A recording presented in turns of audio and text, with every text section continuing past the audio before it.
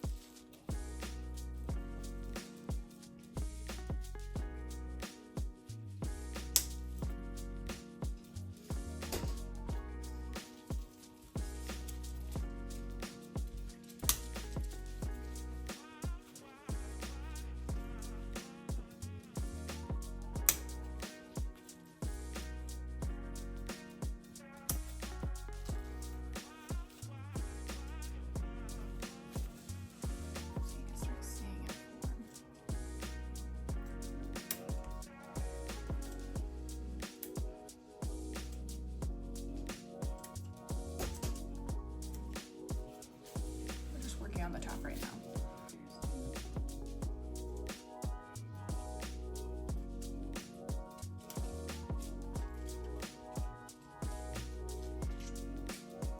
Okay.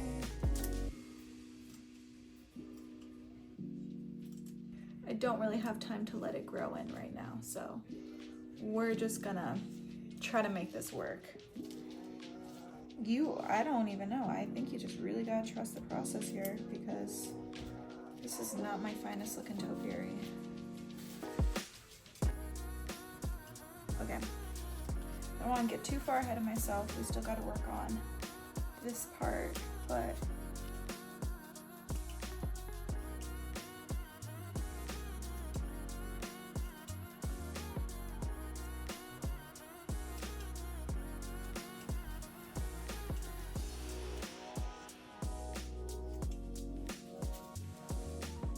starting to get that shape, just taking a little bit.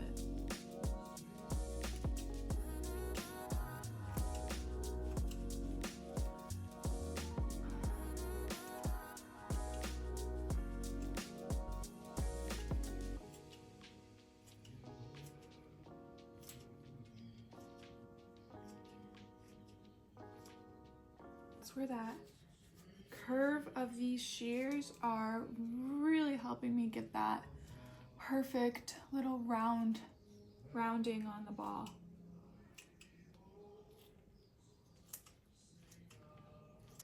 If you would have told me I would be enjoying cutting a topiary 2 years ago, I would have been like, no, that's my mom's thing. And just work little bits at a time.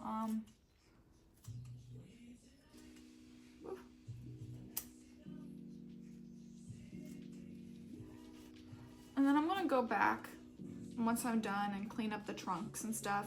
As you can tell, this topiary has the main trunk, but it has some pretty large branches coming out of it that if I were to get rid of it, it would look completely bald. So just use your best judgment on which ones to get rid of and which ones to keep.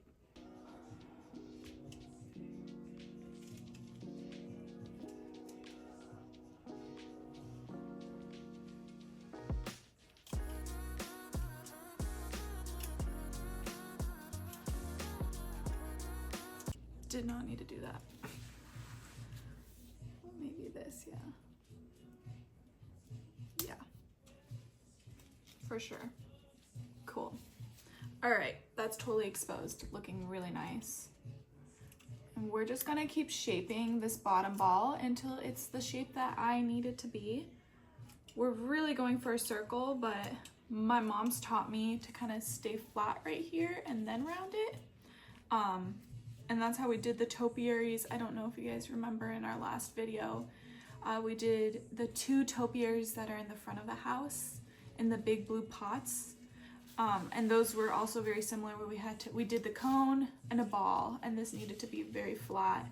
And I think it's to provide more structure, but my mom's a pro at that. So, you know, I never had an appreciation for plants and gardening and all that stuff until we started this channel. Actually, it's when I'm sitting behind the camera and I'm learning all the names of the different plants And then I start having that relationship with my mom with gardening, and it's been a blessing, honestly, to be able to enjoy the small, beautiful things in our life as well that make us kind of slow down a little bit, like topiaries.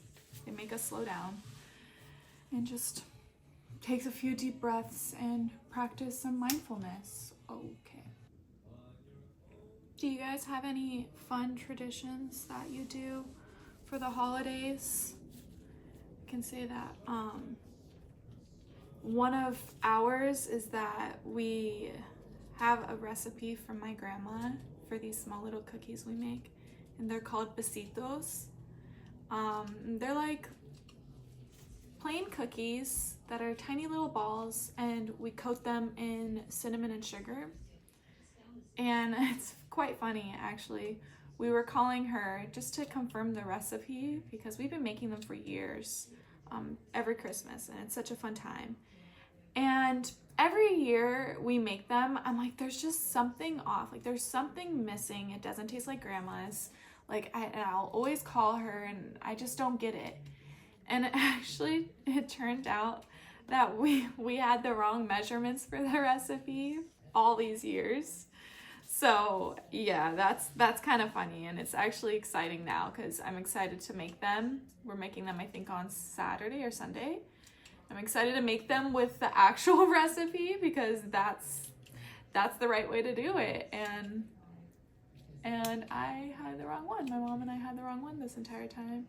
But that's okay. They were still good and people still liked them and I liked them. But it's just, you know, during the holidays you want that nostalgic taste from when you were younger, and I was always trying to recreate that, and I don't think you ever can completely recreate it, but I was trying to recreate the cookies and it just wasn't coming out right, and it was because I didn't have the right recipe. That was a good one.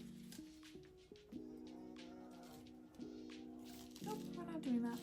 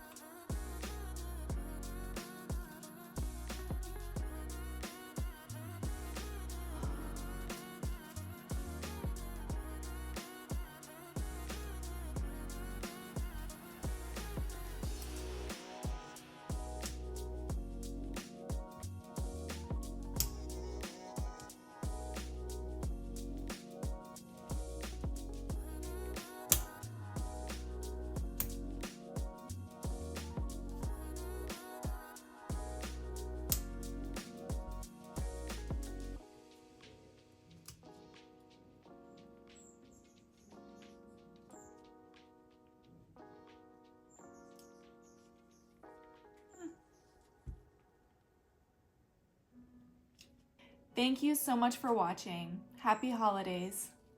Bye, guys.